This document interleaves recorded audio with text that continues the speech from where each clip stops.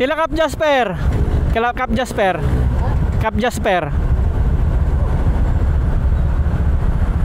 Hindi ko makita. Ben Moto.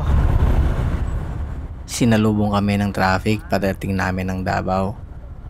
At hindi namin napansin na yung iba namin kasama ay nawawala.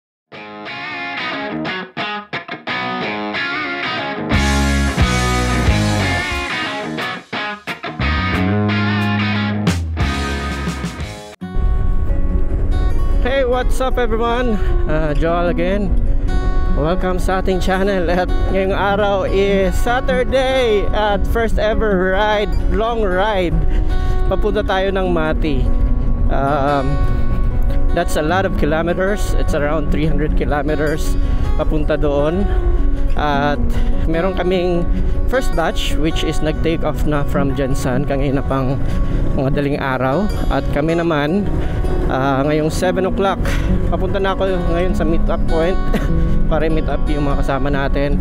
We're gonna do a different route. Hindi na kami dadaan ng Jensan.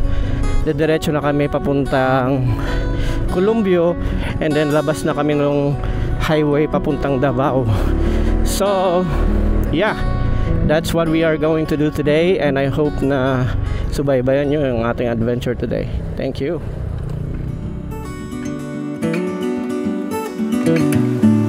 So ayun, pupunta na kami sa Shell, maggagas, at i-meet up natin si Chef J. And first time natin ginamit itong app na to, na Detect. Sana maganda siya. So nakita niyo guys, pairing mode. Shout out Fridcon, bake naman. Ayan si Suroy Tabay saka si Ben Moto 3.0 kasama natin.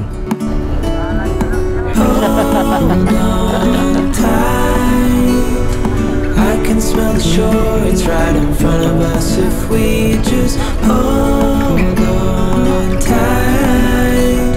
This vision that I saw is getting closer every dawn.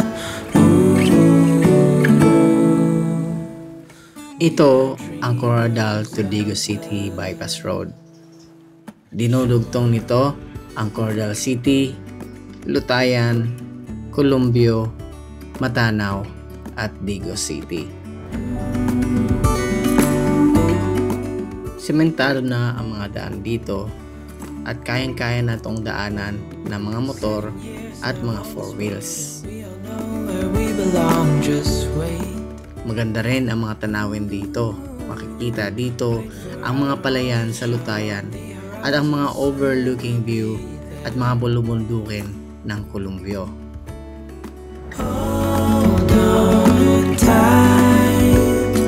I can smell the shore, it's right in front of us if we just hold on tight. Merong 96 kilometers na distansya galing sa Coronadal City papuntang Digos City at tinatayang 2 oras ang magiging biyahe sa daan na to.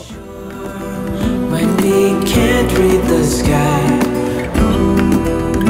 we just sail with the wind that we've got. And when we're drowning in doubt, just keep on believing. We are dreamers of the shore.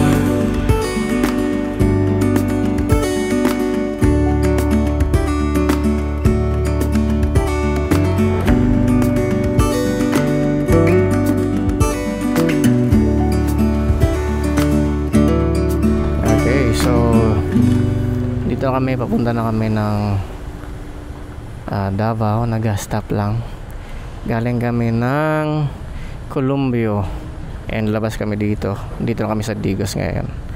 And I think yung first group is ando na sa Tagum according dito sa ating map. Dito kami, dyan sila.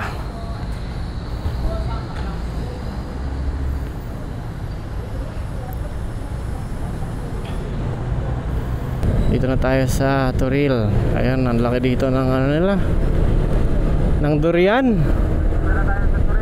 Durian ba yan? Durian o ano? O bintana yan. Dito na kami sa Davao. And puro traffic nga dito sa Davao. Mainit at medyo umuulan. May ambon-ambon. Sila Cap Jasper. Cap Jasper. Cap Jasper. Hindi ko makita. Ben Moto. Sinalubong kami ng traffic pagdating namin ng Davao. At hindi namin napansin na yung iba namin kasama ay nawawala. Cap Jasper. Cap Jasper.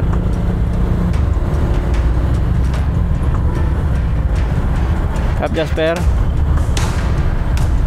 Cap. Sino kausap mo? Cap Jasper. Ah, okay, okay.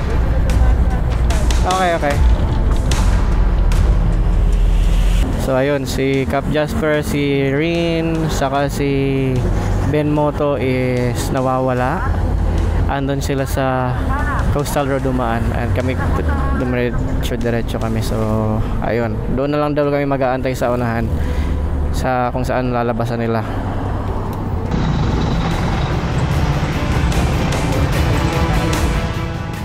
Sinuong namin ang init at traffic sa Davao City. Ang traffic dito ay parang nasa Manila lang. Naalala ko nung nasa Pasig pa tayo.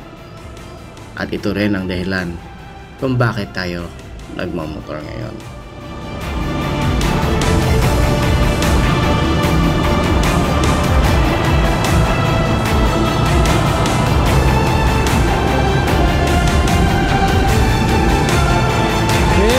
So ayun na nga, nawawala pa rin sila Cap Jasper.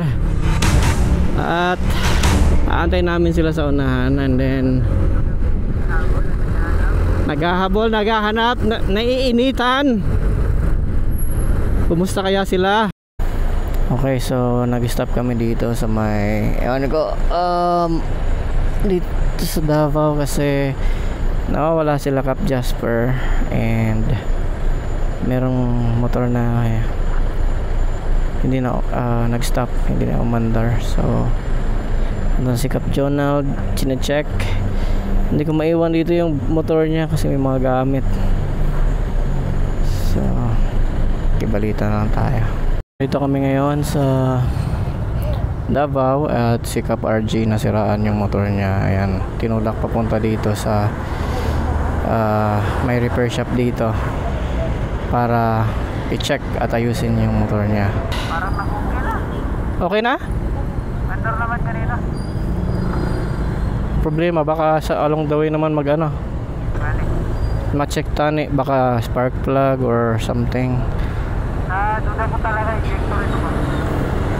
Siguro nga no. Kasi nakapurot-purot man. Cap RJ, baka enough niya. Nagtampom. Okay.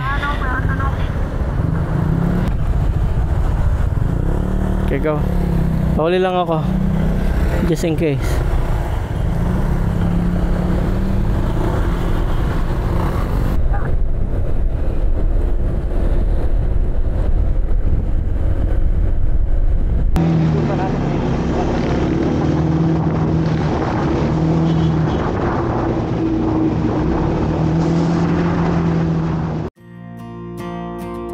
Matapos ang ilang sandali ay nagkita-kita rin ang grupo at masaya kaming nananghalian ng muna.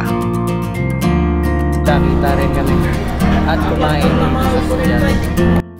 There you go. So update lang, dito kami sa Davao and kumain kami ng konti dyan sa Jollibee at na-solve ang aming mga problema. Na-solve lahat. Na-solve ang nasiraan, na pinahinga lang, umandar, nawala, ayun. Ang dami nangyari. Grabe, papunta pa lang. Grabe. Tuloy ang biyahe.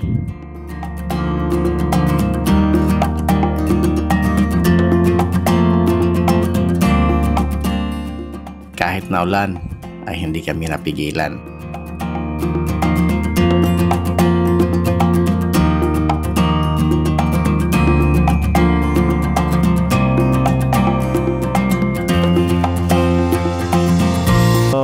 na kami, dito na kami sa Lupon. And then malapit na kami sa Mati, 33 kilometers na lang. Grabe ang inabot namin, inulan kung ay basta. Buti na lang talaga hindi sumama si Mrs. kasi kung I don't think nakakayanin niya yung ganitong klaseng biyahe. Halos walang katapusan.